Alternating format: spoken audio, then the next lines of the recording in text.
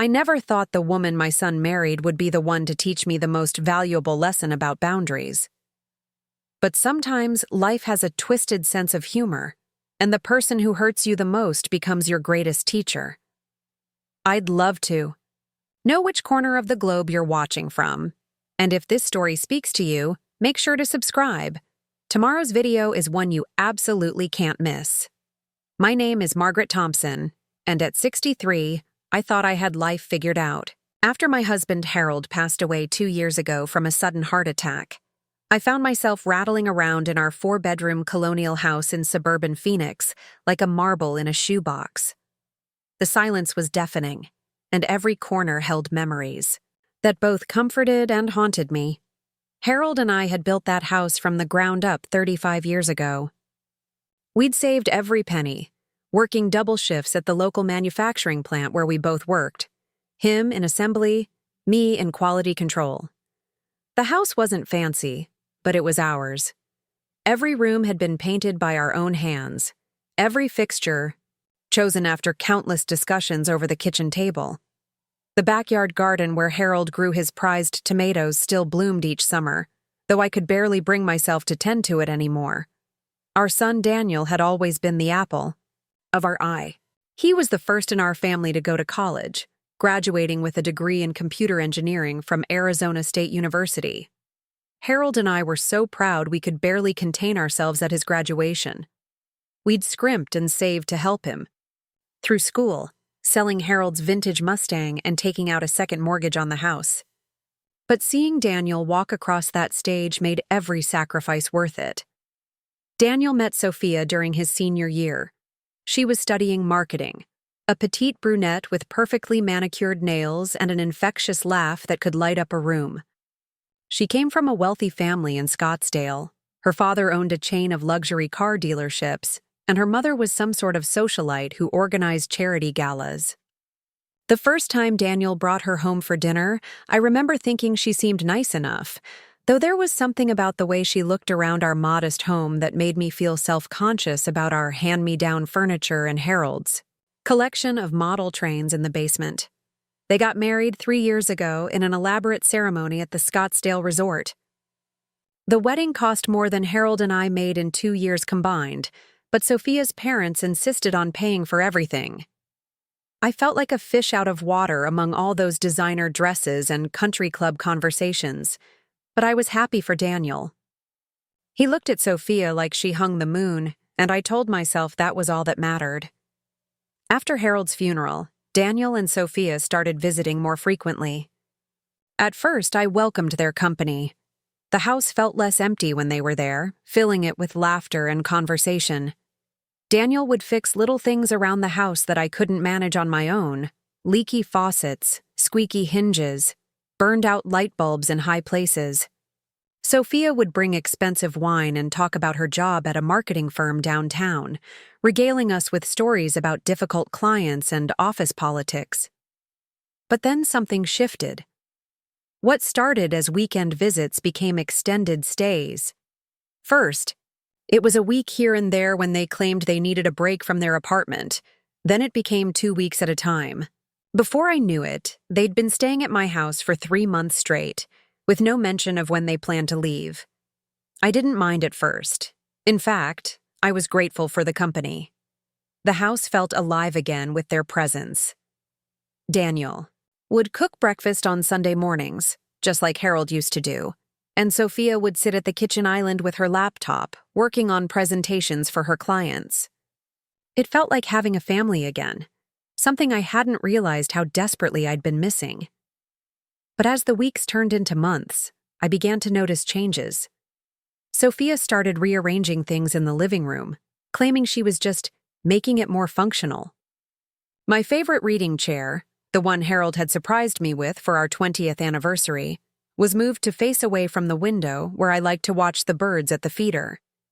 The family photos on the mantel were repositioned to make room for Sophia's collection of expensive candles that smelled like eucalyptus and sea salt, whatever that was supposed to mean. The kitchen became Sophia's domain. She replaced my mismatched coffee mugs with a matching set she'd ordered online, relegating my favorites to the back of the cabinet. The cast iron skillet that had belonged to my mother was banished to the basement because Sophia preferred nonstick cookware. She filled the refrigerator with organic vegetables and expensive cheeses, pushing my modest groceries to the very back where they'd inevitably spoil before I could use them. "I'm just trying to make the space work better for all of us," she'd say whenever I mentioned that I couldn't find something or that a room felt different. "You'll love it once you get used to it." But I wasn't getting used to it. I was starting to feel like a stranger in my own home. The house that Harold and I had carefully crafted to reflect our tastes and memories was slowly being transformed into something unrecognizable. It wasn't that Sophia's changes were necessarily bad. They were actually quite stylish and modern. But they weren't mine. They weren't us. The worst part was that Daniel seemed oblivious to what was happening.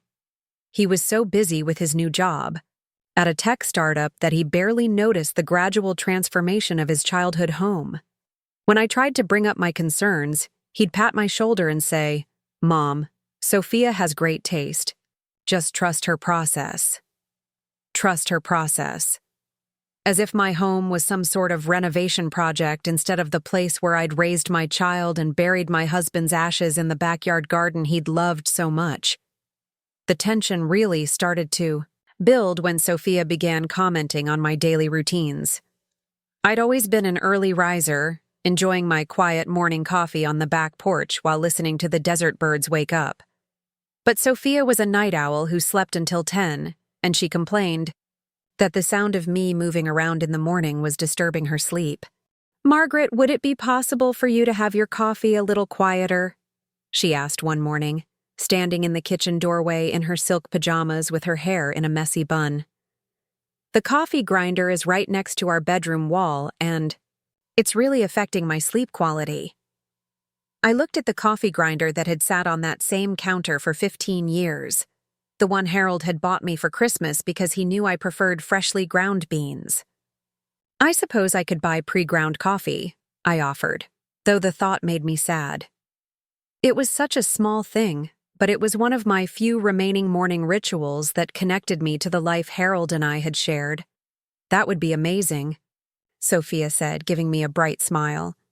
"I really appreciate you being so understanding." Understanding. That seemed to be the word of the month. I was expected to be understanding when Sophia moved my reading chair. Understanding when she replaced my kitchenware. Understanding when she asked me to change my morning routine. Understanding when she took over the living room for her work calls, forcing me to retreat to my bedroom during the day because the acoustics are better in there. It was like being slowly erased from my own life, one small compromise at a time. Each individual request seemed reasonable, even considerate. But collectively, they were transforming me from the homeowner into a barely tolerated guest in my own house. The breaking point came on a Tuesday afternoon in early October. I was in the living room, reading in the corner chair that used to be my favorite spot by the window. It was one of the few pieces of furniture that hadn't been moved or replaced, though it now faced an awkward angle toward the wall instead of the garden view I'd always loved. Sophia came home from work earlier than usual, looking stressed and carrying multiple shopping bags from expensive home decor stores. She surveyed the living room with a critical eye, then looked at me sitting in my chair. "Margaret," she said, setting down her bags with a sigh. "We need to talk." I marked my place in my book and looked up at her, already feeling my stomach tighten with anxiety. These conversations never went well for me anymore. "I've been thinking about the living room layout," she continued, pulling out fabric samples and paint swatches from one of her bags. "I know we've made some changes already, but I think we need to go bigger to really make this space work."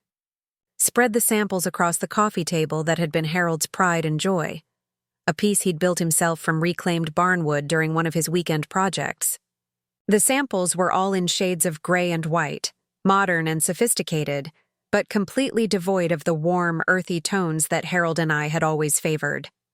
"I'm thinking we completely redecorate," Sophia said, her voice growing more animated as she warmed to her subject.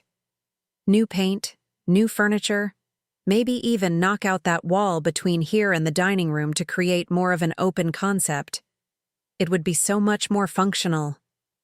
I stared at the wall she was pointing to. The one where Harold had hung the first photo we'd ever taken together, back when we were dating, and thought we had all the time in the world.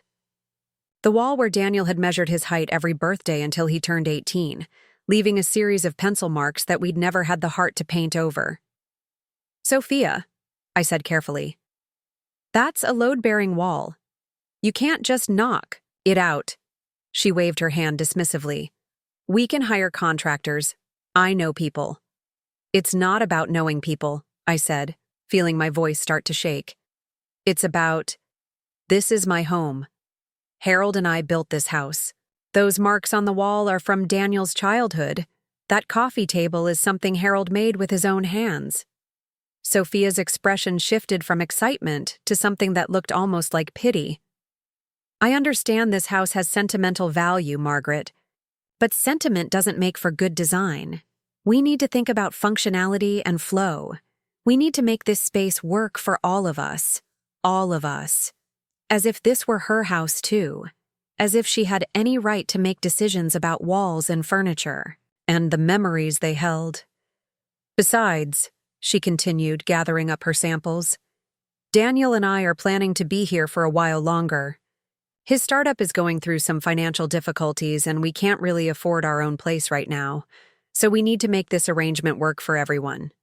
That was the first time she'd explicitly acknowledged that they were staying, indefinitely.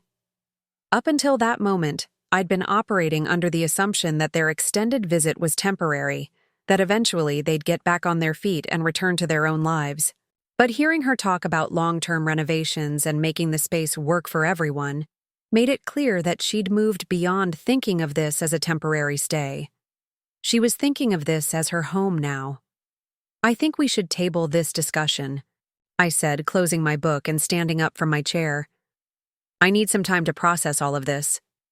"Of course," Sophia said, but there was something in her tone that suggested she thought I was being unreasonable. "Just think about it, okay? We could make this place really beautiful. A lot of love and effort went into bringing this story to life. If you're enjoying it, we'd be so grateful if you'd subscribe to our channel. Now back to where we left off." That night, I lay in bed staring at the ceiling and trying to figure out how I'd ended up feeling like an intruder in my own home. How had I gone from being a grieving widow grateful for her son's company to feeling like I was in the way of someone else's vision for my life? I thought about Harold, about what he would have done in this situation. He'd always been better at confrontation than I was, better at standing his ground when he felt something was important. But Harold had also adored Daniel, had always wanted to help him succeed. Would he have welcomed Sophia's changes if it meant keeping our son close? Or would he have drawn the line somewhere? The next morning, I decided to try a different approach. Instead of retreating to my bedroom when Sophia took over the living room for her work calls, I stayed put in my reading chair. When she looked at me expectantly, I smiled and said, "Don't mind me. I'll just read quietly." She frowned but didn't say anything, setting up her laptop on the coffee table and dialing into her conference call. I tried to focus on my book, but it was impossible to concentrate with Sophia's voice filling the room as she discussed marketing strategies and budget allocations with her colleagues. After about an hour, she ended her call and looked at me with obvious irritation. "Margaret, I really need this space to be quiet when I'm working. Could you maybe read in your bedroom?" "This is the living room," I said, trying to keep my voice calm and reasonable. "It's meant to be lived in." Sophia's expression hardened. "I understand that, but I have important work calls. I need professional space." "Then perhaps you should work from your office," I suggested. "Or the public library has quiet spaces." For a moment, we just stared at each other across the coffee table Harold had built. The silence stretched between us, heavy with unspoken tensions and competing claims on space and belonging. Finally, Sophia gathered up her laptop and papers. "Fine," she said. But this isn't working, Margaret. We need to find a better solution. As she left the room, I felt both victorious and hollow. I'd won this particular battle, but I could sense a larger war brewing, and I wasn't sure I had the strength for what was coming next. The confrontation I'd been dreading came sooner than expected, but not in the way I'd imagined. It was a Saturday morning in late October, and I was in the kitchen making pancakes. Harold's recipe that called for a touch of vanilla and cinnamon. The smell always reminded me of lazy weekend mornings when Daniel was young, when our biggest worry was whether he'd eat his vegetables at dinner. Sophia appeared in the doorway wearing designer athleisure wear, her phone pressed to her ear. She was talking to someone about wedding planning, gesturing with her free hand as she spoke about flower arrangements and venue options. It took me a moment to register what I was hearing. "Yes, we're thinking about next spring," she was saying. "The backyard here would be perfect for a small ceremony. Very intimate and romantic." My spatula froze halfway to the griddle. The backyard? My backyard? The place where Harold's ashes were scattered beneath his beloved tomato plants? She noticed me staring and held up a finger, indicating she'd be just a minute. "Let me call you." "Back, Jessica. I need to discuss some details with my future mother-in-law." Future mother-in-law? They were already married. Had been for 3 years. "Unless—" "Sophia," I said, setting down the spatula. "What wedding are you planning?" Her face lit up with excitement. "Oh, Margaret, I'm so glad you asked. Daniel and I have been talking, and we've decided to renew our vows. The original ceremony was so formal and stuffy. You remember how my parents took over everything. We want something more personal this time, more meaningful." I did remember their first wedding. The opulent affair at the resort where I'd felt completely out of place among Sophia's family and friends. But it had been a real wedding, with real vows and a real marriage certificate. A vow renewal, I repeated slowly. Exactly. And we thought, what better place than here? This house means so much to Daniel. It's where he grew up, where his family is. We could have the ceremony right out back by the garden. Maybe 50 guests, nothing too elaborate. 50 guests. In my backyard, where Harold rested. "When were you thinking of having this ceremony?" I asked, though I dreaded the answer. "May 15th, she said without hesitation. "It's the perfect time of year, not too hot yet, and everything will be blooming. I've already contacted a few vendors to get quotes." She'd already contacted vendors for an event in my backyard. "Without asking me, Sophia," I said carefully, "don't you think you should have discussed this with me first? Before contacting vendors and setting dates?" Her smile faltered slightly. "Well, I wanted to get an idea of costs and availability before we had a serious conversation. I didn't want to get your hopes up if it wasn't feasible." Get my hopes up? As if I'd been sitting around wishing they'd plan a wedding in my backyard. "I see," I said. "And you just assumed I'd agree to host 50 people in my yard?" "Of course." Sophia's smile returned in full force. "Your family, Margaret. And this is Daniel's childhood home. Where else would we have it? Where else, indeed? Maybe at a venue they paid for themselves. Maybe at a place that didn't require turning my private sanctuary into a public event space. But I didn't say any of that. Instead, I nodded and said, "Let me think about it." Sophia's expression shifted to something that looked almost disappointed. "Think about it? Margaret, this is your son's vow renewal. It's a celebration of his marriage." The guilt trip was expertly deployed, but I'd been feeling guilty for months now. Guilt for wanting my space back, guilt for resenting their presence, guilt for not being more grateful that they wanted to spend time with me. I was tired of feeling guilty for having feelings. "I understand what it is," I said. "I just need time to consider the logistics." Daniel chose that moment to wander into the kitchen, drawn by the smell of pancakes. He kissed Sophia on the cheek and grabbed a mug for coffee, completely oblivious to the tension crackling between us. "Mom's making your favorite pancakes," Sophia told him, her voice bright and cheerful as if we hadn't just been having a difficult conversation. "Awesome," Daniel said, pouring coffee and adding cream. "Just like old times." Not exactly like old times, I thought. In old times, it was just Daniel and Harold and me, and no one was planning weddings in my backyard without asking. "Daniel," Sophia said, sliding her arm through his. "I was just telling your mom about our vow renewal plans. The May 15th date, the backyard ceremony." Daniel's face broke into a grin. "Oh, right. Isn't it going to be amazing, Mom? Sophie has such great ideas for making it special." Sophie. He'd started calling her Sophie instead of Sophia, a nickname. That seemed to symbolize an intimacy that excluded me. Even her name was being modified to fit their private world. "It sounds lovely," I said, flipping pancakes with perhaps more force than necessary. "We were just discussing the details." "There's not much to discuss," Daniel said, completely missing the undercurrent of the conversation. "It's our backyard. It's family. What could be simpler?" Our backyard. When had it become our backyard instead of my backyard?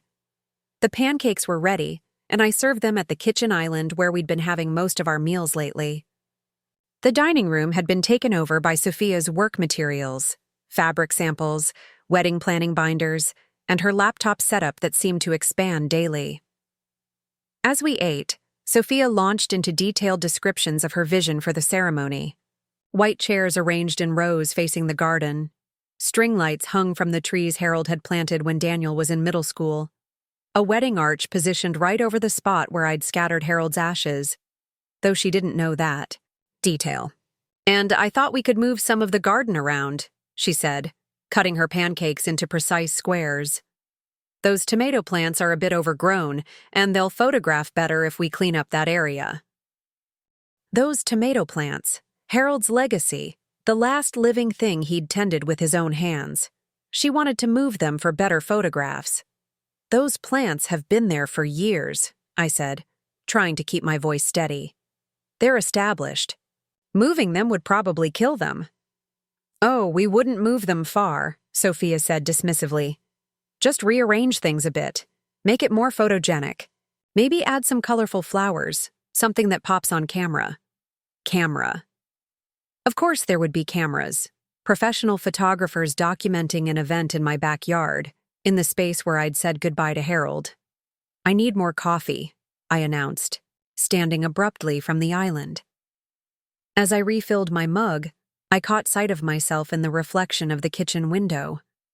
I looked older than I remembered, more tired. When had I started looking like someone who could be dismissed and managed? When had I become the kind of person whose opinions were optional? "Mom," Daniel said, "you okay? You seem a little off today." A little off. Because I wasn't enthusiastically embracing the idea of hosting a wedding I hadn't been consulted about in a backyard that was being redesigned without my input. "I'm fine," I said, returning to my seat. "Just processing everything." The conversation moved on to other topics. Daniel's work, Sophia's latest client projects, plans for Thanksgiving. Normal family conversation, except nothing felt normal anymore. I felt like I was watching my life from outside, seeing myself become smaller and quieter while Sophia's presence expanded to fill every available space. After breakfast, I retreated to my bedroom, claiming I had some phone calls to make. Really, I just needed space to think. I sat on the edge of the bed Harold and I had shared for 30 years and tried to figure out how everything had gotten so complicated. My phone rang, startling me out of my thoughts. It was my sister Claire, calling from Portland where she lived, with her husband George. "Maggie," she said, using the nickname only family used. "How are you holding up? I was just thinking about you." Claire was 5 years younger than me, but she'd always been the more assertive one. After Harold died, she'd called every week without fail, checking on me and offering to visit whenever I needed company. "I'm okay," I said automatically, then found myself telling her everything. About Daniel and Sophia's extended stay, about the gradual changes to the house, about the wedding plans I'd just learned about. The words poured out of me like water from a broken dam. Claire listened without interrupting, making sympathetic noises at appropriate moments. When I finished, there was a long pause. "Maggie," she said finally, "how long has it been since you've had your house to yourself?" I had to think about it. "About 6 months, I guess. Maybe 7. 7 months, Claire repeated. "Honey, when I stayed with you for a week after Harold's funeral, I could barely handle being away from my own space that long. You've been living with house guests for 7 months. House guests? That's exactly what it felt like, except house guests usually had departure dates." "They're family," I said, the automatic response I'd been giving myself for months. "Family can overstay their welcome too," Claire said gently. "And it sounds like Sophia has some serious boundary issues." Boundary issues, that was putting it mildly. "I don't know what to do," I admitted. "Daniel seems happy, and they're saving money by staying here. I don't want to be the mean mother-in-law who kicks them out." "You're not mean for wanting your own home back," Claire said firmly. "You're not mean for wanting to be consulted about events in your own backyard. And you're definitely not mean for wanting to protect Harold's garden." Hearing someone else validate my feelings was like a weight lifting off my chest. For months, I'd been questioning whether I was being unreasonable, whether I was too set in my ways, whether I should just be grateful for the company. "What would you do?" I asked. "I'd have a serious conversation with Daniel," Claire said without hesitation. "Without Sophia there, mother to son. Explain how you're feeling and what you need. A conversation with Daniel. Just the two of us." When was the last time that had happened? It seemed like Sophia was always present, always part of the discussion, always ready with suggestions and solutions. "What if he takes her side?" I asked, voicing my deepest fear. "Then you'll know where you stand," Claire said. "But Maggie, you raised that boy. You know his heart. He might not realize what's happening." That afternoon, I decided to take Claire's advice. I waited until Sophia left for her yoga class, then approached Daniel in the living room where he was working on his laptop. "Daniel," I said, "could we talk? Just you and me?" He looked up from his screen, slightly surprised. "Sure, Mom. What's up?" I settled into the chair across from him, the one that used to face the window before Sophia's rearrangements. "I wanted to discuss this vow renewal idea." "Oh, that," he said, his face brightening. "Isn't Sophie brilliant? She's thought of everything. It's going to be amazing."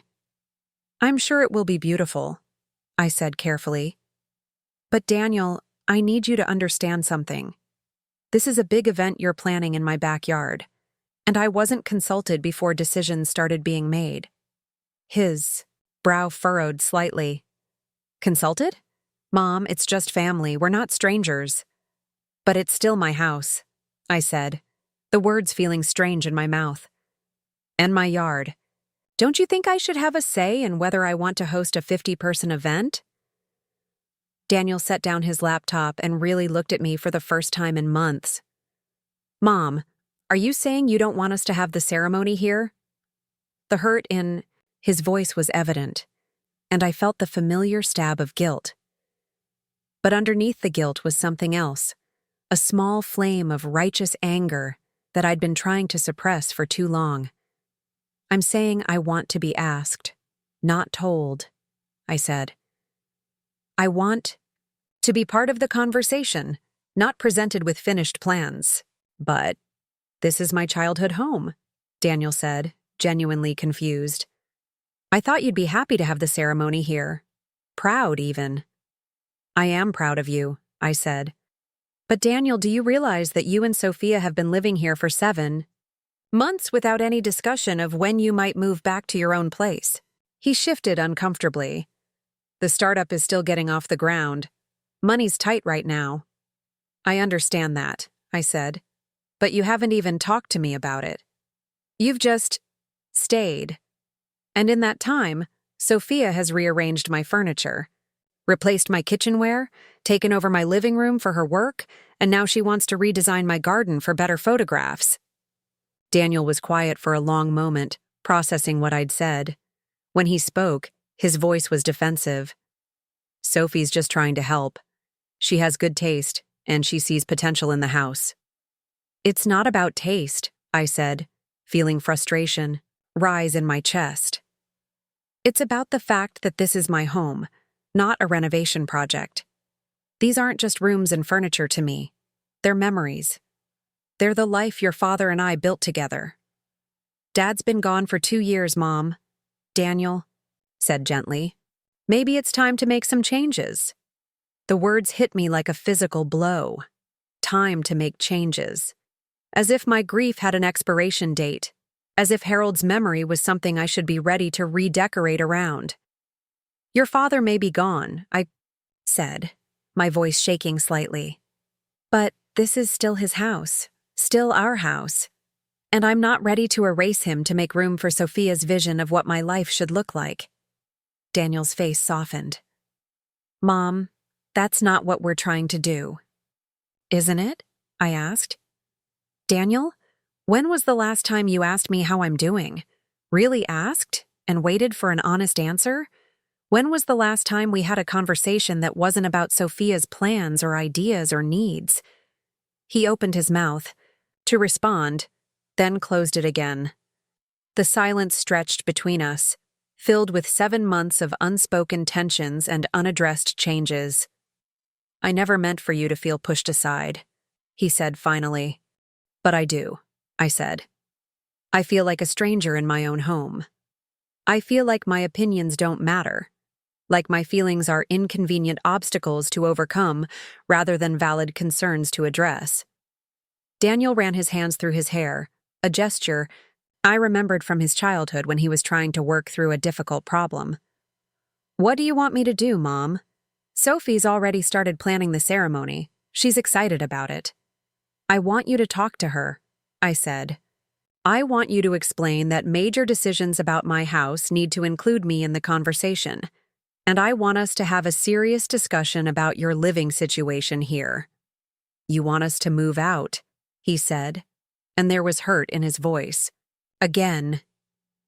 I want us to have a plan, I corrected. I want to know that this arrangement has an end point, that you're working toward independence again. I want to feel like I'm helping my son get back on his feet, not like I'm being slowly erased from my own life.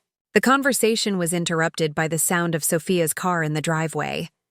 Daniel and I looked at each other, both aware that our honest moment was about to end. We'll talk more about this, Daniel said as Sophia's footsteps approached the front door, but I could already see him pulling back, already see the wall going up between us. The wall that seemed to appear whenever difficult conversations needed to happen. The wall that protected Sophia's feelings at the expense of mine. As Sophia entered the house, calling out cheerful greetings, I realized that my conversation with Daniel had clarified something important. The problem wasn't just Sophia's behavior, it was Daniel's willingness to let it continue. It was his choice to prioritize his wife's comfort over his mother's feelings, his decision to treat my concerns as obstacles rather than valid points that deserved consideration, and that realization changed everything. The breaking point came 3 days later, on a Tuesday evening that started like any other, but ended with words that couldn't be taken back. I was in the kitchen preparing dinner. Nothing fancy, just meatloaf and mashed potatoes, comfort food that reminded me of simpler times. The house smelled like home cooking and warm spices, one of the few things that hadn't changed since Harold's death. Cooking had always been my way of showing love, and even with all the tension, I still found myself preparing meals for Daniel and Sophia every night. Sophia was in the living room on another one of her work calls. Her voice carried through the house as she discussed some marketing campaign with a client, her tone professional and confident. Daniel was upstairs in what used to be his childhood bedroom, working late on some project for his struggling startup.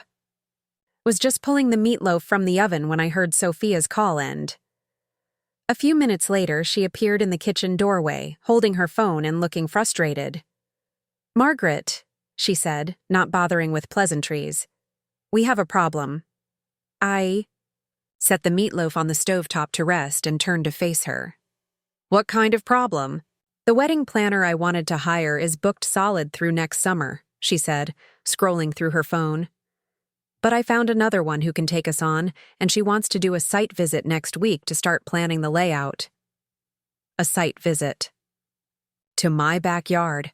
By a professional wedding planner who would undoubtedly have opinions about how my garden should be arranged for optimal ceremony flow.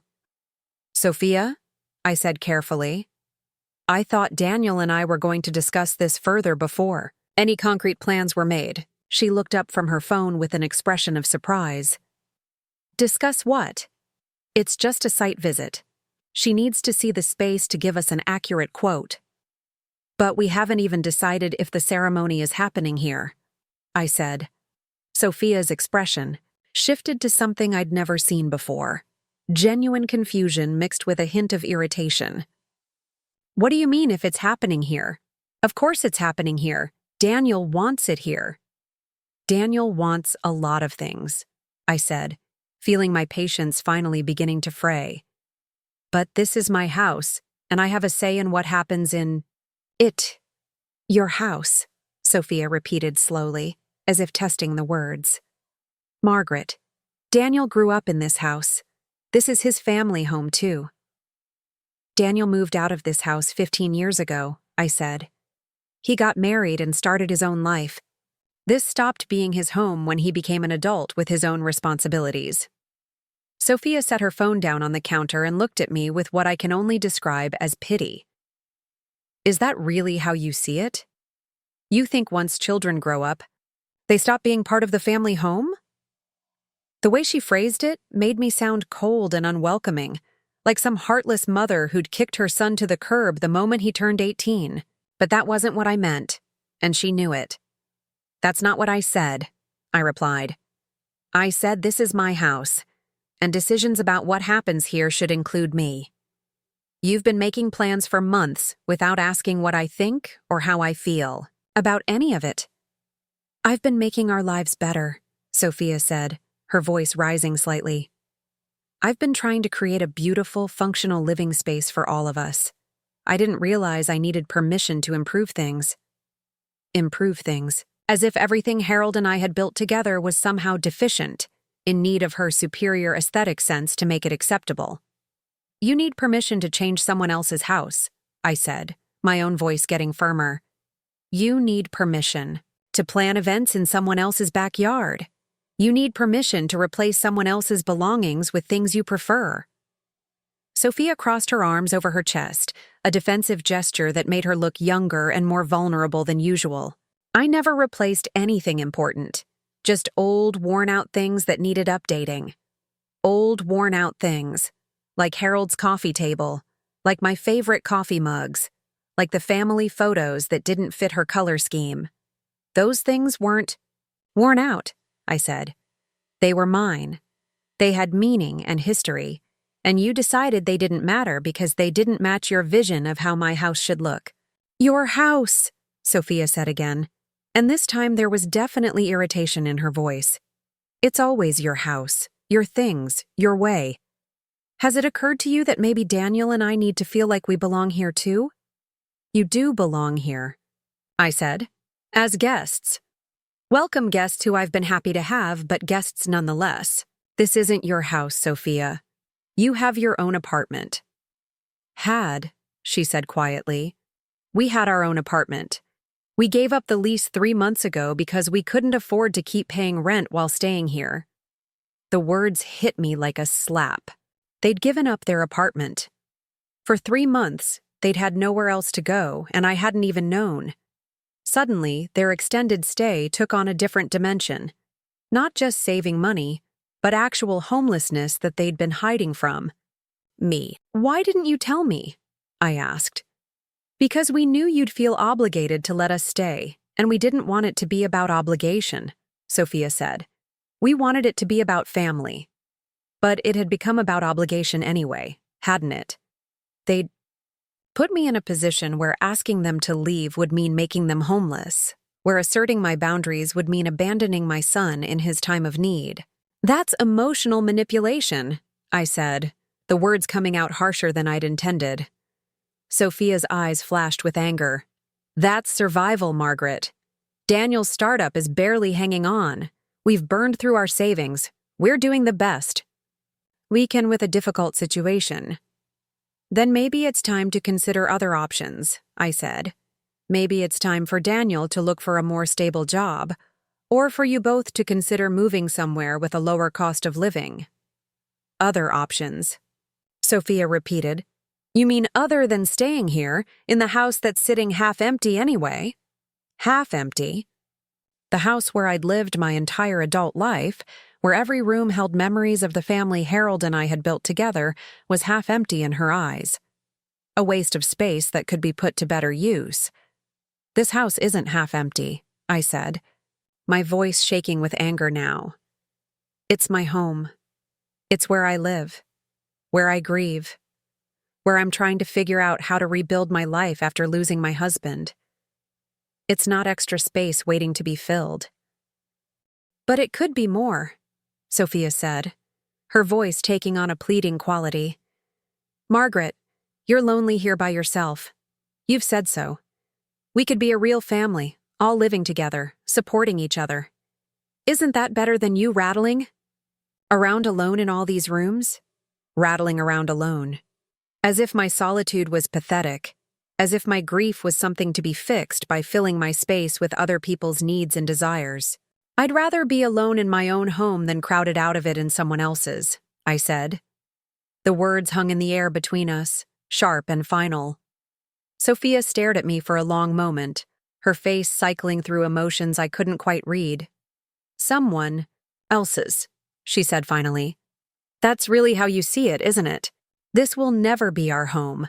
No matter how long we stay, or how much we contribute, or how much love we put into improving it. You haven't been improving it, I said. You've been changing it to suit your preferences. There's a difference. Preferences, Sophia said, and now her voice was getting louder. My preferences for functional furniture and good lighting and spaces that work for the people who actually live in them. My preferences for a kitchen that doesn't look like it hasn't been updated since 1987. Since 1987. The year Daniel started kindergarten, when Harold and I had finally saved enough to remodel the kitchen ourselves. We'd spent every weekend for 3 months installing those cabinets, choosing those countertops, painting those walls together while Daniel played with his toys on the floor. There's nothing wrong with my kitchen, I said. There's nothing wrong with it if you're stuck in the past, Sophia shot back. But some of us are trying to live in the present, Margaret. Some of us are trying to build a future instead of preserving. A shrine to someone who's been dead for 2 years. The silence that followed was deafening. Even Sophia seemed shocked by what she'd said, her hand flying to her mouth as if she could somehow take the words back. But it was too late. The words were out there, hanging between us like a toxic cloud. A shrine to someone who's been dead for 2 years. My home, my life, my grief, all reduced to pathetic nostalgia that was inconvenient to her plans. Get out, I said quietly. Margaret, I didn't mean, get out of my kitchen, I said, my voice still quiet but with steel underneath. Get out of my house, tonight. You can't be serious, Sophia said, but there was uncertainty in her voice now. Margaret, I was upset. I said something hurtful, but nothing, I said, turning to face her fully. You just told me that my home is a shrine to my dead husband. You just dismissed 35 years of marriage and 2 years of grief as something I should get over so you can live in the present. There's no taking that back. I was angry, Sophia said, tears starting to form in her eyes. People say things. They don't mean when they're angry. No, I said. People say things they really think when they're angry. They just usually have the sense to keep those thoughts to themselves. Daniel's footsteps on the stairs interrupted us. He appeared in the kitchen doorway, looking between Sophia and me with growing alarm. "What's going on?" he asked. "I could hear you guys from upstairs." "Your mother is kicking us out," Sophia said, and the tears were flowing freely now. "She's throwing us out on the street because we had a disagreement." Daniel looked at me with shock and disappointment. "Mom, what happened?" "Ask your wife what she just called our home," I said. "Ask her what she thinks of your father's memory." Sophia's face crumpled, and she turned to Daniel with pleading eyes. "I was frustrated and I said something horrible, but she can't just kick us out over one mistake." "What did you say?" Daniel asked, though his tone suggested he wasn't sure he wanted to know.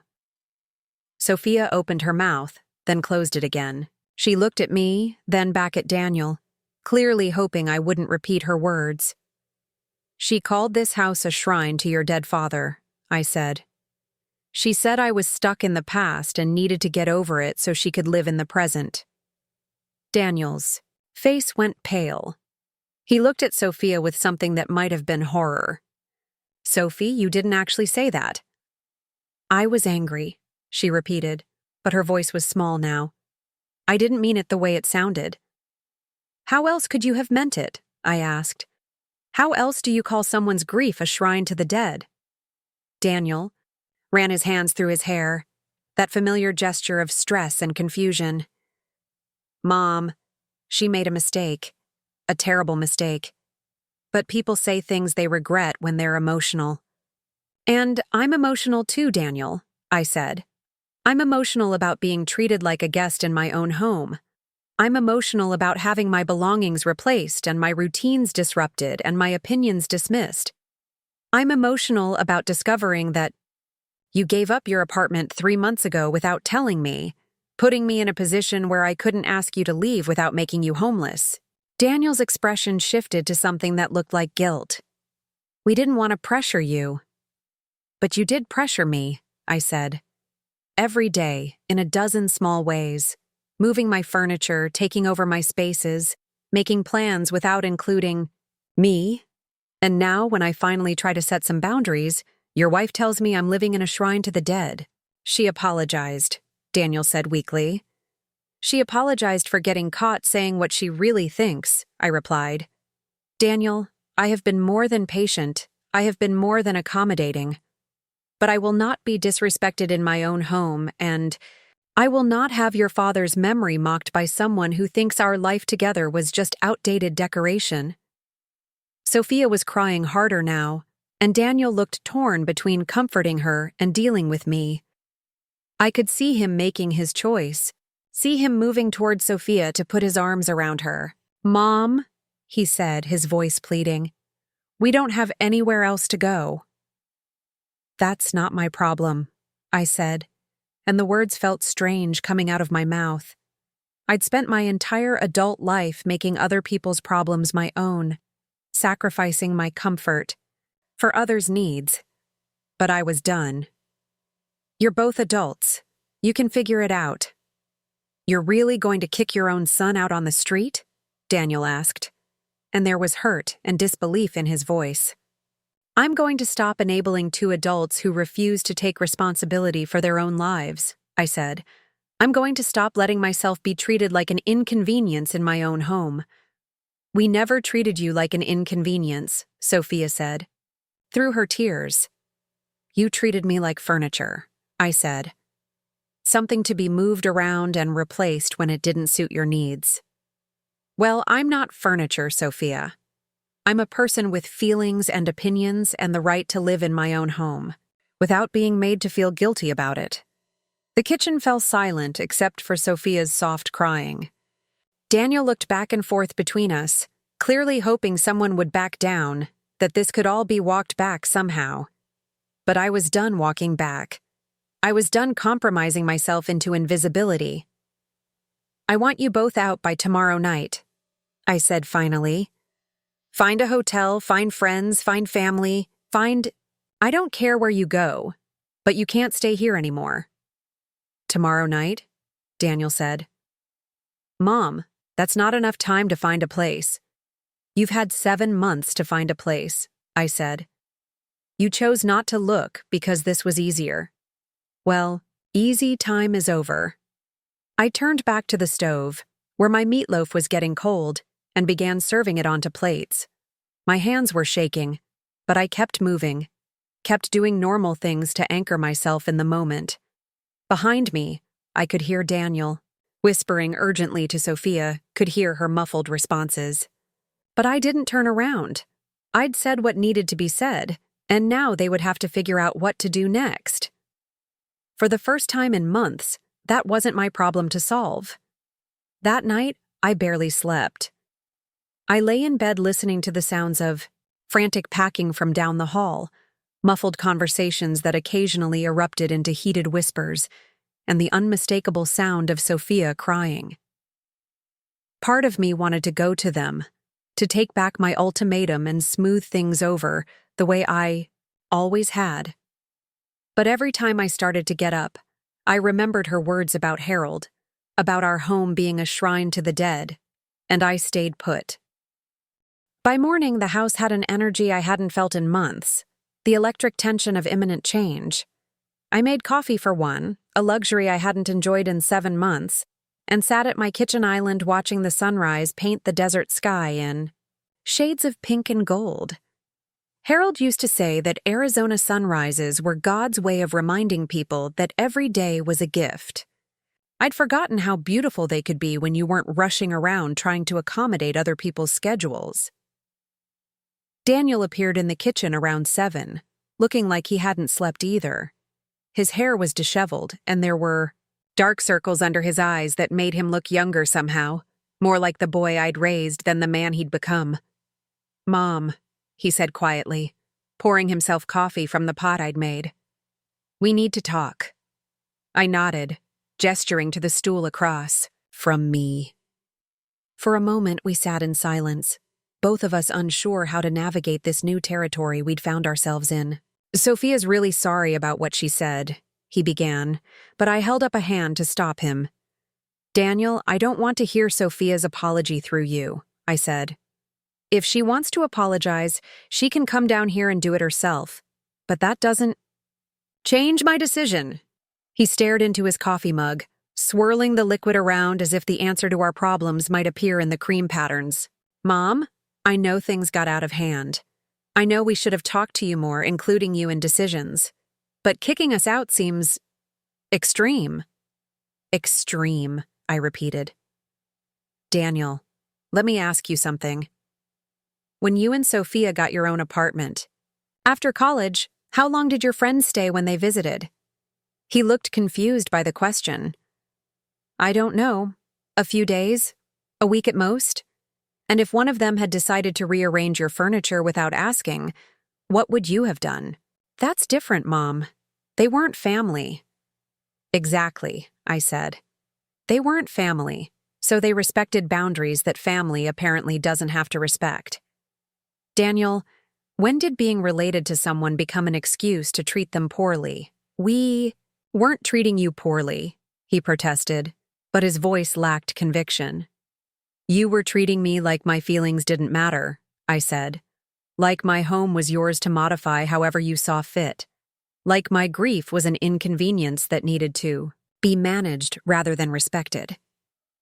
Daniel was quiet for a long moment, processing what I'd said.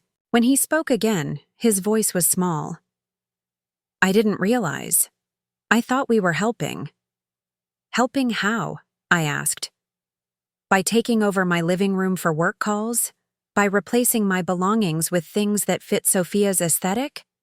By planning a wedding in my backyard without asking if I wanted to host it? We thought you were lonely," he said. "We thought you wanted the company." "I did want company," I said. "I wanted my son to visit, to spend time with me, to check on how I was doing. But somewhere along the way, visiting became moving in, and moving in became taking over. And when I tried to voice concerns, I was told I was being difficult or unreasonable."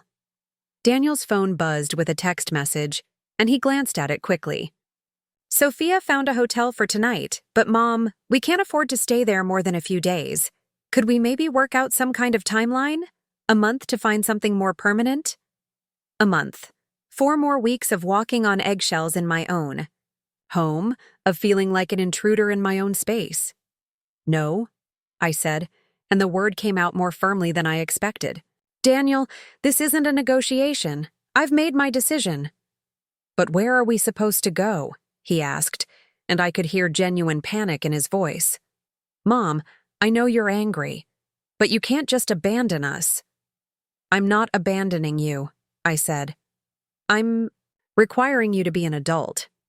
You're 32 years old, Daniel. You have a college degree and work experience.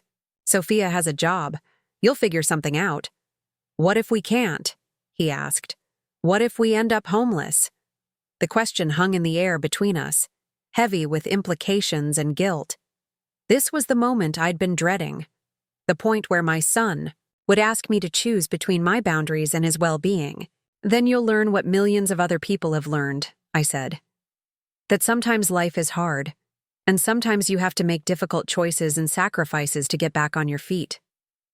I can't believe you're being this cold, Daniel said, and there was hurt in his voice that cut straight through my heart. I'm not being cold, I said. I'm being clear. There's a difference. Is there? He asked. Because from where I'm sitting, it feels like you're punishing me for Sophia's mistake. Daniel, this isn't about Sophia's comment, though that was certainly the final straw. This is about 7 months of feeling invisible in my own home. This is about watching my space be transformed without my input, my routines disrupted without consideration, and my opinions dismissed without discussion. Sophia's cruel words just made me realize that I was never going to be treated as an equal partner in this arrangement. Equal partner? Daniel said. Mom, this is your house. You're not our roommate. Exactly, I said. I'm not your roommate. I'm your mother, and this is my home. But I've been treated like neither. I've been treated like a live-in help whose job is to provide free housing and meals while staying out of the way of the real decision-makers. Daniel's phone buzzed again, and this time he answered it. Hey, Sophie. Yeah, I'm talking to her now. No, she's not changing her mind. I'll be up in a minute. He hung up and looked at me with something that might have been desperation. Mom, what do you want from us? What would it take for you to reconsider? It was a fair question, and for a moment I considered it seriously. What would it take? Sophia acknowledging that her behavior had been inappropriate? Daniel recognizing that my feelings mattered? A formal agreement about boundaries and timelines? But as I thought about it, I realized that the damage was already done. Even if they apologized, even if they promised to do better, I would always remember feeling like a stranger in my own home. I would always remember Sophia's words about Harold, always wondering what other cruel thoughts were hidden behind polite smiles. It would take a time machine, I said finally. It would take the ability to go back 7 months and have honest conversations about expectations and boundaries before resentment had time to build. But we can't do that, Daniel. We can only move forward from where we are now. And where we are now is you kicking us out, he said bitterly. Where we are now is me reclaiming my home, I corrected. Where we are now is me refusing to continue, enabling a situation that makes me miserable in my own space. Daniel stood up from his stool, his coffee barely touched. I need to go help Sophie pack. Daniel, I said as he reached the kitchen doorway. He turned back to look at me, and I saw Harold in his eyes, in the set of his jaw. I love you. This doesn't change that. But love doesn't mean sacrificing yourself to make other people comfortable. He nodded stiffly and disappeared up the stairs. I sat alone in my kitchen, listening to the sounds of a life being dismantled above me, and tried to figure out how I felt about what I'd done. The truth was, I felt lighter than I had in months. Guilty, yes, and sad about the rift this would create with Daniel. But underneath the guilt was something I'd almost forgotten, the feeling of being in control of my own life. Around noon, Sophia came downstairs. She looked terrible, red-eyed, and pale, with her usually perfect hair pulled back in a messy ponytail. She stood in the kitchen doorway for a moment, as if working up the courage to speak. "Margaret," she said finally, "I owe you an apology." I set down the book I'd been trying to read and looked at her. "Yes, you do." She moved closer, wrapping her arms around herself as if she were cold. "What I said about Harold, about this being a shrine, that was unforgivable. I was frustrated and angry, and I lashed out in the cruelest way I could think of. But that doesn't excuse it." "No, it doesn't," I agreed. "I know you probably can't forgive me," she continued, tears starting to flow again. "But I need you to know that I never meant to disrespect Harold's memory or make you feel unwelcome in your own home. I thought I was helping. I thought I was making things better." "For who?" I asked. "Better for who, Sophia?" She was quiet for a moment, considering the question. "For me," she finally admitted. "I was making things better for me. I told myself it was for all of us, but really, I was just trying to create the kind of home I wanted to live in." It was the first completely honest thing she'd said to me in months, and I found myself respecting her a little for the admission. "Thank you for saying that," I said. "It doesn't change my decision, but I appreciate the honesty." "I know," she said, "and I understand why you can't trust us to do better. I understand why you need us to leave." We stood there in silence for a moment. Two women who'd never really understood each other, finally finding a moment of clarity in the wreckage of our relationship. "I do hope you and Daniel find your footing," I said. "I hope this forces you both to figure out what you really want and how to achieve it without depending on other people to provide it." Sophia nodded, wiping her eyes with the back of her hand. "We will. We have to." She turned to leave, then paused. "Margaret? For what it's worth, I think you're braver than I am. I don't think I could have done what you're doing." After she left, I found myself thinking about her words. Brave. Was that what this was? It didn't feel brave. It felt necessary, like finally exhaling after holding your breath for too long. By evening, they were gone. I stood in my living room taking inventory of the changes. The furniture was still arranged Sophia's way, the family photos still positioned to accommodate her candles. But the energy was different. The space felt like mine again, even with all the cosmetic changes. I walked through each room slowly, reacquainting myself with my own home. In the guest room where they'd been staying, I found a few forgotten items: a phone charger, one of Sophia's expensive face creams, a book Daniel had been reading. I gathered them up and put them in a box to mail later, then stripped the beds and opened the windows to air out the room. As darkness fell, I made myself a simple dinner and ate it at my kitchen island while watching the sunset fade behind the mountains. The house was quiet in a way it hadn't been for months, not the oppressive silence of loneliness, but the peaceful quiet of solitude. My phone rang around 8 o'clock. It was Claire, calling for our weekly check-in. "Maggie," she said cheerfully. "How are you doing? How's the Daniel and Sophia situation?" "They moved out today," I said. There was a long pause. "They moved out? What happened?" I told her everything. The wedding planning revelation, the conversation with Daniel, the final confrontation with Sophia, and my ultimatum. Claire listened, without interrupting, making sympathetic noises at appropriate moments. "Good for you," she said when I finished. "I know that couldn't have been easy, but Maggie, you did the right thing." "Did I?" I asked. "Daniel thinks I'm being cruel and unreasonable." "Daniel is 32 years old," Claire said firmly. "He's been married for 3 years and has a college degree. If he and his wife can't figure out how to support themselves without taking over his mother's house, that's their problem to solve. But what if something happens to them? What if they really do end up homeless? Then they'll figure it out, the way millions of other people do every day," Claire said, echoing my earlier words to Daniel. "Maggie, you are not responsible for rescuing 2 grown adults from the consequences of their own choices." After we hung up, I sat in my living room with a cup of tea, trying to process everything that had happened. The house felt different, bigger, somehow, as if the physical space had expanded along with my emotional boundaries.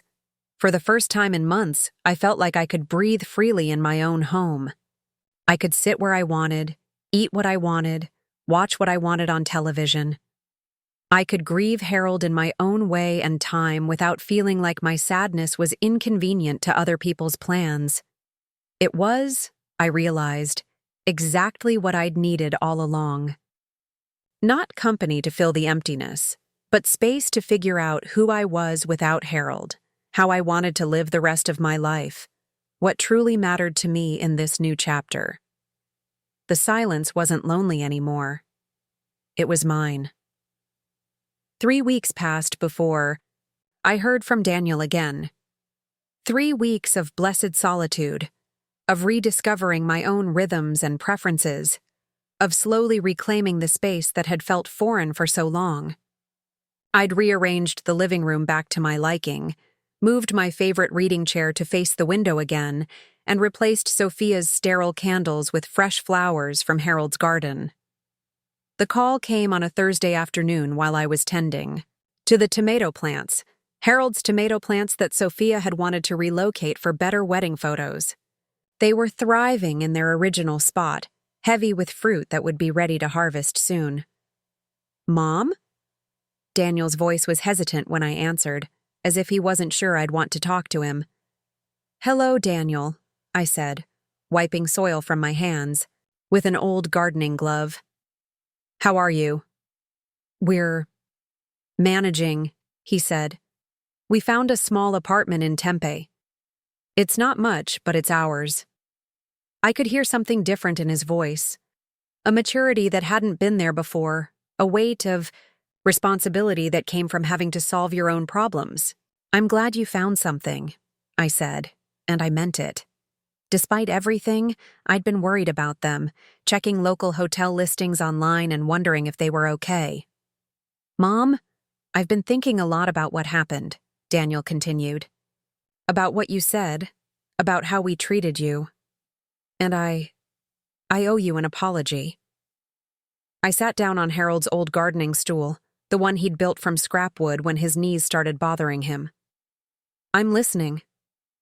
"I didn't realize how we were making you feel," he said. "I thought because you didn't say anything directly, because you seemed to go along with Sophie's changes, that you were okay with everything. But I should have asked. I should have paid attention to what you weren't saying. It was the apology I'd been hoping for, but it came tinged with sadness. My son had had to lose his comfortable situation to gain perspective on how his actions affected others. "Thank you for saying that," I said. "It means a lot to hear you acknowledge it." "Sophie wants to talk to you too," he said. "She's been different since we moved out, more aware of how her actions affect other people. She thinks maybe she was trying too hard to create the perfect life instead of appreciating what we actually had." I considered this. "She can call me if she wants to, but Daniel, I want you to understand something. Even if we all apologize and forgive each other, that doesn't mean you can move back in." "I know," he said quickly. "I wasn't asking for that. Actually, living on our own again has been good for us. Hard, but good. We're having to make decisions together, budget together, figure out how to build the life we want instead of just taking over someone else's." There was a pause, and I could hear traffic in the background. The sounds of a busy world that Daniel was now fully participating in rather than hiding from. "Mom, can I ask you something?" he said finally. "Of course. Are you lonely? I mean, really lonely now that we're gone?" It was a question I'd been asking myself for 3 weeks. The answer was more complicated than I'd expected. "Sometimes," I said honestly. "But Daniel, there's a difference between being lonely and being alone. When you were living here, I was surrounded by people but felt isolated from my own life. Now I'm alone, but I feel connected to myself again." "I think I understand," he said. Sophie says she feels more like herself now too, even though our apartment is tiny and we have to stick to a strict budget. She says she didn't realize how much energy she was putting into trying to make your house feel like ours, instead of just making our own home. After we hung up, I found myself thinking about the difference between helping and enabling, between family support and family dependency. I'd thought I was being generous by letting them stay indefinitely, but really, I'd been robbing them of the opportunity to grow, to face challenges and overcome them together. The real test came 2 months later, when Daniel called with news that his startup had finally collapsed completely. I braced myself for the request I was sure was coming. Could they move back in, just temporarily, just until he found something else? But the request never came. "I'm disappointed about the company," he told me. "But Sophie and I have been talking, and we think this might be a blessing in disguise. I've got an interview next week with a more established tech company. The salary would be lower than what I was hoping to make with the startup, but it's steady, with benefits and everything." "That sounds promising," I said, genuinely proud of him for approaching this setback with maturity. "And Sophie's been getting more clients for her freelance work. We think if we're both bringing in steady income, we might actually be able to save up for a down payment on a small house in a few years." A house. They were planning for their own house, building toward their own future instead of depending on mine. "I'm proud of you both," I said. "It sounds like you're building something real together." "We are," he said, and I could hear the smile in his voice. "Mom, I know this is going to sound weird, but kicking us out was probably the best thing you could have done for us. We were getting too comfortable, too dependent. We weren't really living our own lives." Winter came and went, and with it came a new rhythm to my days. I joined a book club at the local library, something I'd always wanted to do but never had time for when I was working or when Harold was sick. I started volunteering at a community garden, sharing the knowledge Harold had taught me about growing things in the desert. I even went on a few dates, nothing serious, just coffee with a widower from my book club and dinner with a man Claire's neighbor had insisted on introducing me to. I wasn't ready for anything serious, might never be ready for that, but it felt good to remember that I was still a whole person with interests and attractions beyond being someone's mother or wife. The house began to feel like mine again, but in a different way than before, not just as a repository of memories with Harold, but as a foundation for whatever came next. I painted the guest room a cheerful yellow and set up a proper sewing space where I could work on quilts for my future grandchildren, whenever those might arrive. Spring brought an unexpected visitor. I was in the backyard, planting new herbs in the spot where Harold used to grow his experimental vegetables, when I heard the doorbell ring. I wasn't expecting anyone, but when I opened the door, there stood Sophia holding a small potted plant and looking nervous. "I hope it's okay that I stopped by," she said. "I brought you something." The plant was a small rosemary bush, healthy and green with that distinctive smell that always reminded me of Sunday dinners. "It's lovely," I said, stepping aside to let her in.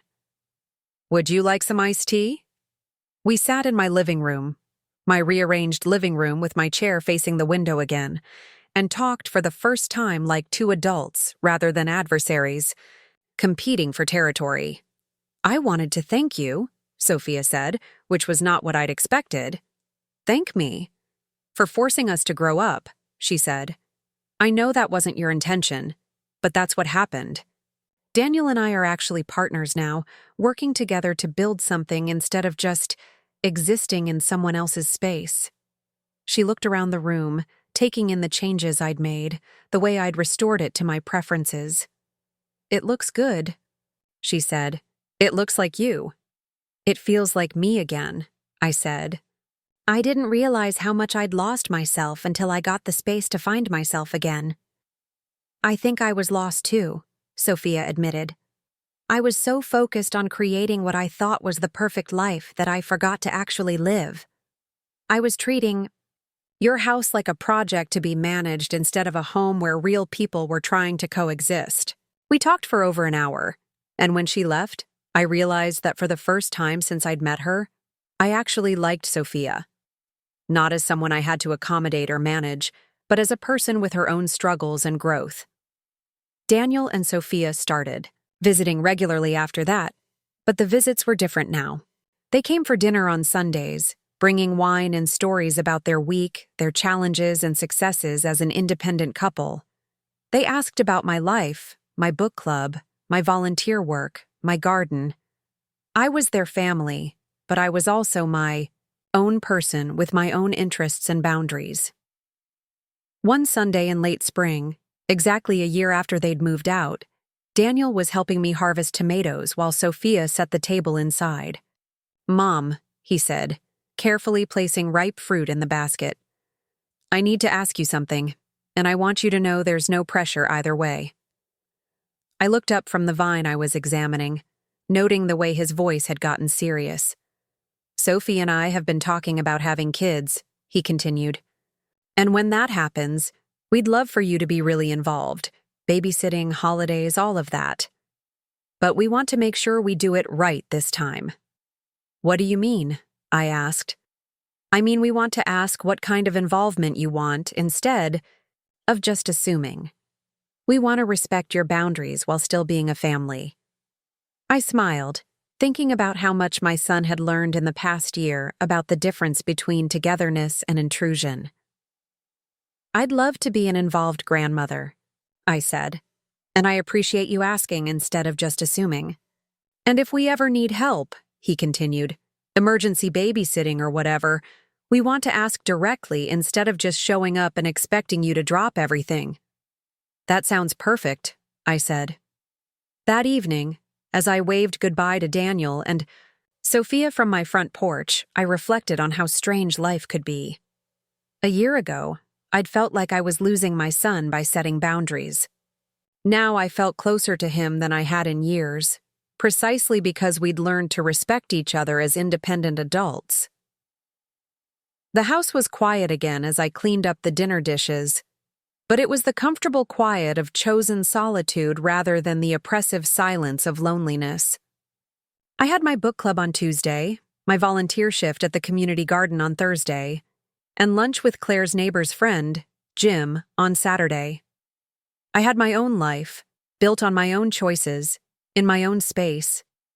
Standing in my kitchen, looking out, at Harold's thriving garden where his ashes nourished the soil, I felt something I hadn't felt in years, complete. Not because someone else was filling an empty space in my life, but because I'd learned to inhabit my own space fully. Harold would have been proud, I thought. He'd always said that the best thing parents could do for their children was teach them to stand on their own feet. It had just taken longer than expected for Daniel to learn that lesson, and for me to learn that it was okay to insist on teaching it. Some people might say I was harsh, kicking out my own son and daughter-in-law when they needed help. But I'd learned something important in the process. Sometimes the most loving thing you can do is refuse to enable someone's dependence. Sometimes helping people means making them help themselves. As I turned off the kitchen lights and headed to bed, I thought about the young widow I'd been 2 years ago, rattling around in an empty house and afraid of being alone. That woman couldn't have imagined this version of herself, confident, independent, surrounded by chosen relationships rather than obligatory ones. I'd started this journey thinking I needed to fill my empty house with people to feel whole again. Instead, I'd learned that wholeness came from within, from knowing your own worth and insisting that others recognize it too. The house wasn't empty anymore, even when I was the only one in it. It was full of my choices, my preferences, my memories, and my dreams for whatever came next.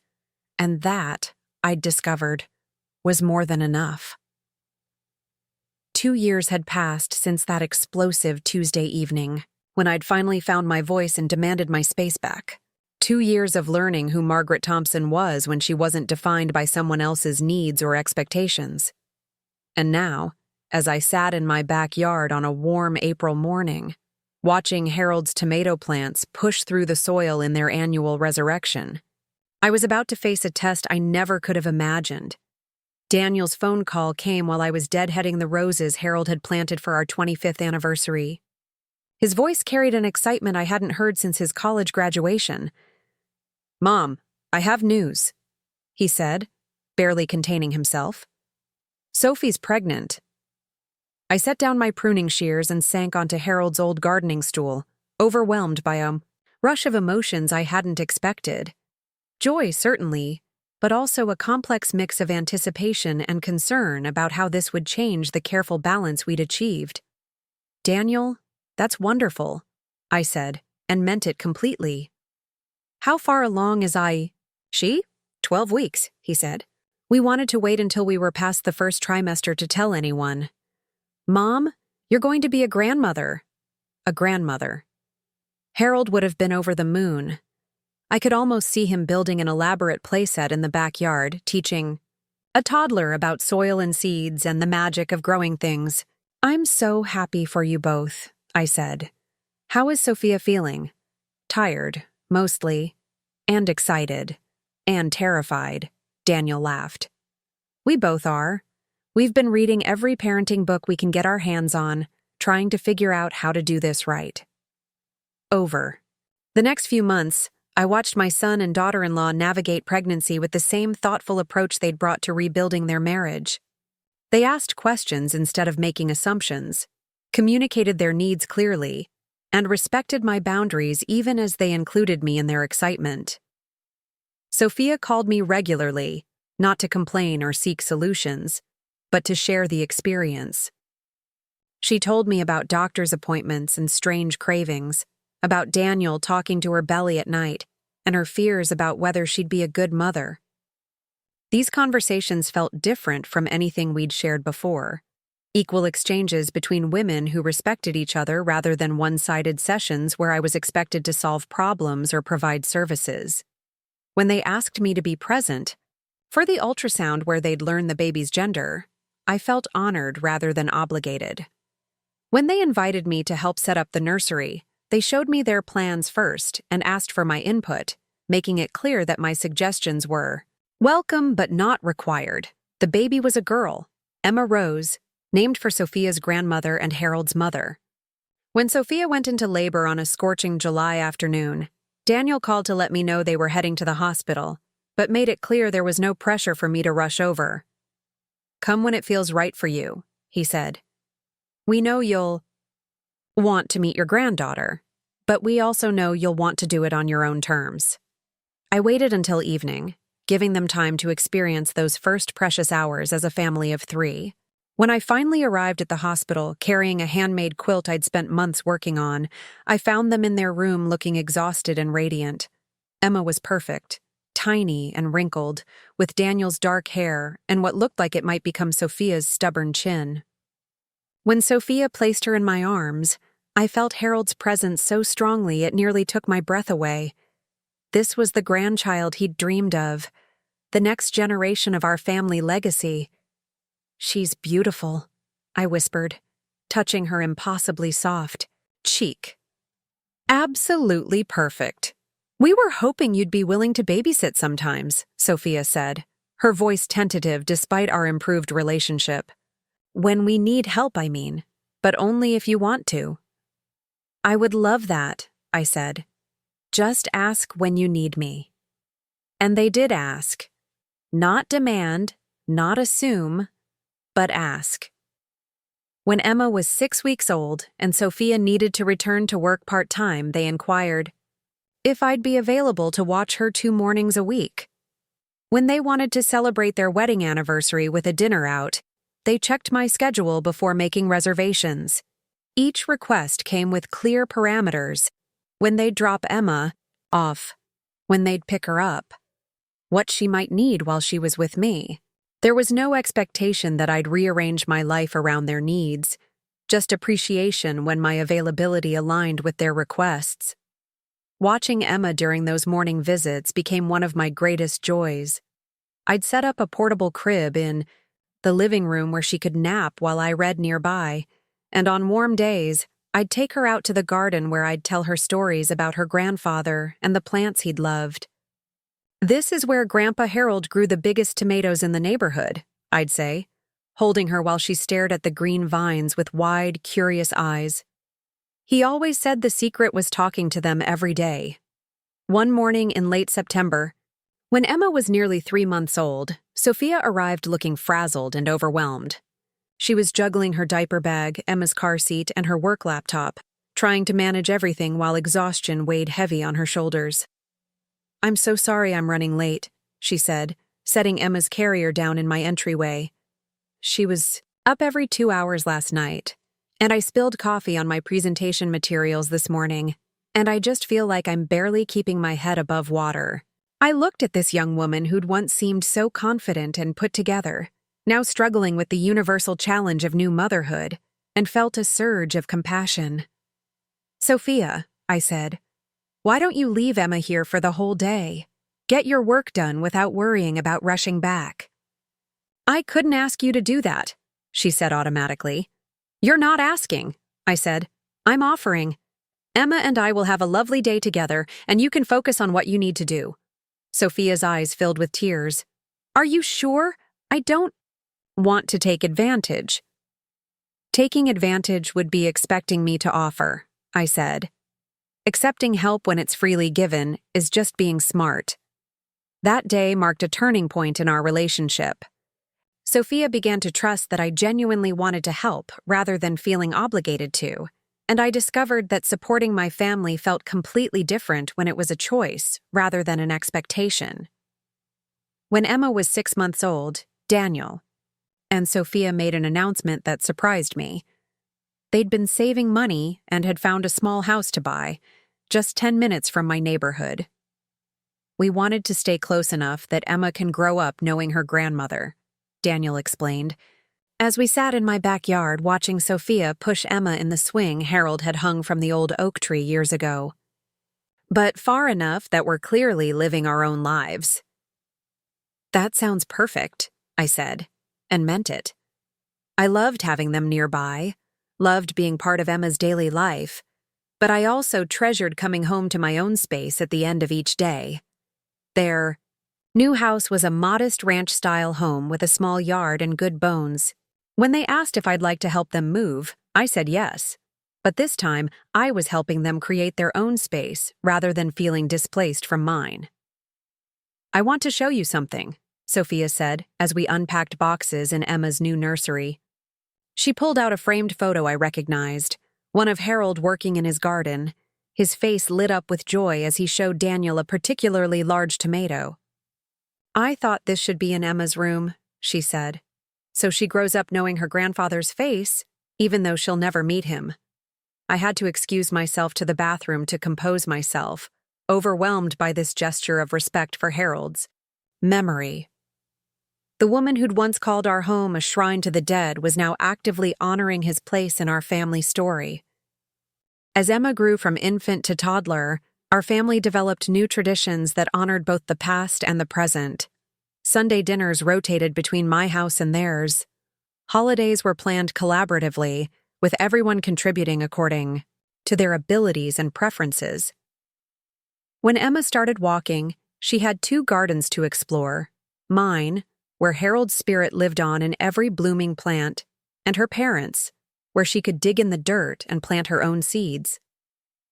The day Emma took her first steps was at my house during one of our regular morning visits. She'd been cruising along the coffee table Harold had built, the one Sophia had once wanted to replace, when she suddenly let go and wobbled 3 unsteady steps toward me. "Did you see that?" I called Sophia, who was in the kitchen making herself coffee. "Emma just walked." We spent the next hour encouraging Emma to repeat her performance, both of us cheering like she'd just won an Olympic medal. When Daniel arrived to pick them up, we made Emma demonstrate her new skill again. All 3, adults acting like we'd witnessed a miracle. "I need to tell you something," Sophia said as they were getting ready to leave.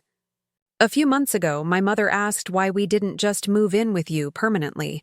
She said it would be so much easier, so much more practical." I felt my stomach tighten, old fears about boundary violations surfacing despite everything we'd been through. "What did you tell her?" I asked. "I told her that easy isn't always better," Sophia said. "I told her that we tried that once, and we nearly destroyed our relationships with each other and ourselves. I told her that some of the most important things in life require effort and respect, and that includes family relationships." It was one of the wisest things I'd ever heard her say. As Emma approached her second birthday, I found myself reflecting on how much my life had changed since that desperate widow of 4 years ago. I had purpose beyond caregiving. My volunteer work at the community garden had expanded into leading workshops for other seniors wanting to learn about desert gardening. I had relationships beyond family. My book club had become a close-knit group of friends who supported each other through life's challenges and celebrations. Most importantly, I had learned that setting boundaries didn't push people away. It created space for healthier, more honest relationships to flourish. The ultimate test of this philosophy came when Daniel and Sophia approached me with news that they were expecting their second child. "We know you love spending time with Emma," Daniel said carefully, "but we don't want to assume you'll be available to help with 2 kids. We want to ask directly, would you be interested in watching both children sometimes, or would that be too much?" The fact that they asked, the way they asked, the space they gave me to say no if I needed to, it all confirmed that we'd truly learned to relate to each other as adults who respected each other's autonomy. "I'd love to help," I said, "within reason, with clear communication about what works for all of us." "Always," Sophia said. "We never want to go back to the way things were before." Neither did I. As I write this, Emma is 3 years old and her little brother James, named for Harold's father, is 6 months old. They call me Grandma Maggie, and they know that my house is a special place where they can learn about plants and hear stories about Grandpa Harold and make cookies with ingredients that never quite match the recipe. But they also know that Grandma Maggie has her own life, her own friends, her own interests. They see me as a whole person, rather than just someone who exists to serve their needs, and I believe that makes our relationship richer, not poorer. People sometimes ask me if I regret what happened that night when I told Daniel and Sophia to leave. They wonder if I think I was too harsh, too unforgiving, too unwilling to sacrifice for family. My answer is always the same. That night wasn't about punishment or cruelty. It was about teaching. Teaching my son and daughter-in-law that love doesn't mean erasing yourself for others, teaching them that healthy relationships require mutual respect, and teaching myself that I was worth standing up for. The woman who demanded her space back 4 years ago gave all of us, Daniel, Sophia, and myself, the gift of learning to love each other without losing ourselves in the process. She taught us that family relationships are strongest when they're chosen daily, rather than simply endured. Standing in Harold's garden this morning, watching Emma help me water the tomato plants while James napped in his stroller nearby, I know that Harold would be proud of the family we've become. Not perfect, but honest. Not always easy, but always respectful, and that's more than enough. Looking for more? We've got 2 amazing stories ready for you right on screen. If this one touched you, these are absolutely worth your time. Click to watch them now.